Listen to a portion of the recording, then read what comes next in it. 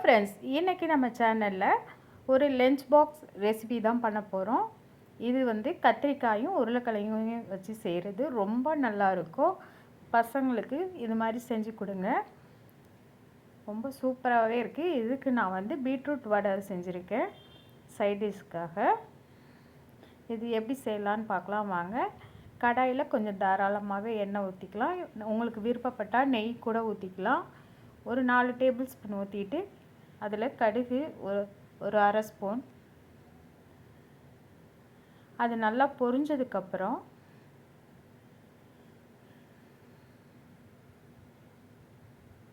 ஜீரகம் ஒரு அரை ஸ்பூன் போட்டுக்கலாம்.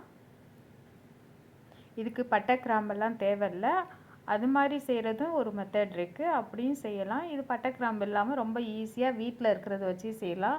ஒரு பெரிய வெங்காயம் நீளமாக கட் பண்ணி போட்டிருக்கேன், அதை சேர்த்துக்கிட்டு அதுக்கப்புறம் ஒரு 3 பச்சை மிளகாய் பொடியாக நறுக்கி வச்சுருக்கேன். 2 தக்காளி பொடியாக நறுக்கி வச்சுருக்கேன். 10 பல் பூண்டு நீல வாக்கில் கட் பண்ணி வச்சுருக்கேன். அதையும் எல்லாத்தையும் போட்டு நல்லா வதக்கிக்கலாம்.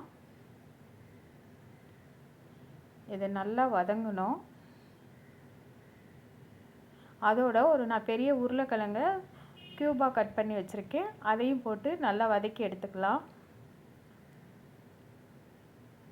அது கொஞ்சம் வதங்கினதுக்கப்புறம்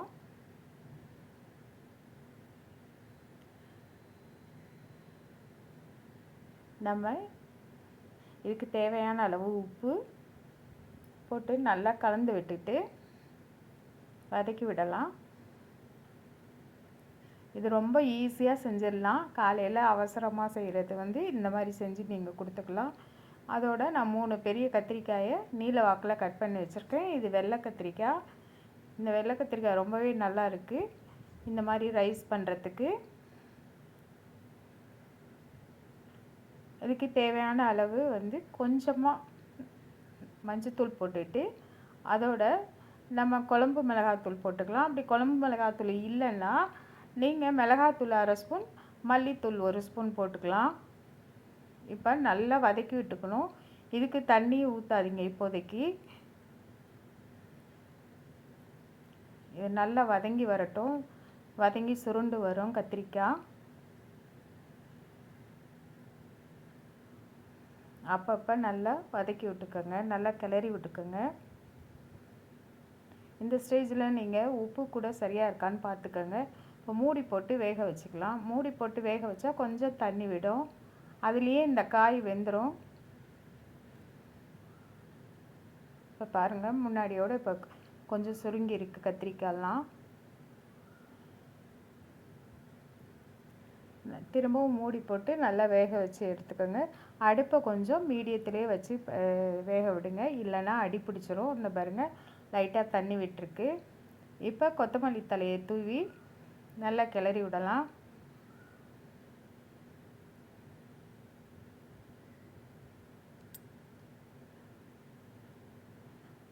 இந்த மாதிரி ஈஸியாக நீங்கள் செஞ்சு கொடுங்க பசங்களுக்கு. அதோட இப்போ நான் வடித்த சாதத்தை போட்டு கிளறிக்க போகிறேன். நல்லா இந்த சாதம் மிக்ஸ் ஆகிற மாதிரி கிளறி கொடுங்க. அதோட நான் ஒரு லெமன் புழிஞ்சிக்கிறேன். இதுக்கு கொஞ்சமாக புளியும் சேர்த்துக்கலாம். உங்கள்கிட்ட லெமன் இல்லைன்னா கத்திரிக்காய் வேகிறப்பயே புளியை கொஞ்சம் சேர்த்துக்கோங்க. ஒரு சின்ன நெல்லிக்காய் அளவு கரைச்சி விட்டு சேர்த்துக்கிட்டிங்கன்னா சரியாக இருக்கும். அந்த புளி கொஞ்சம் போட்டிங்கன்னா தான் நல்லாயிருக்கும். அப்படி புளி இல்லைன்னாலும் லெமன் போட்டுக்கலாம்.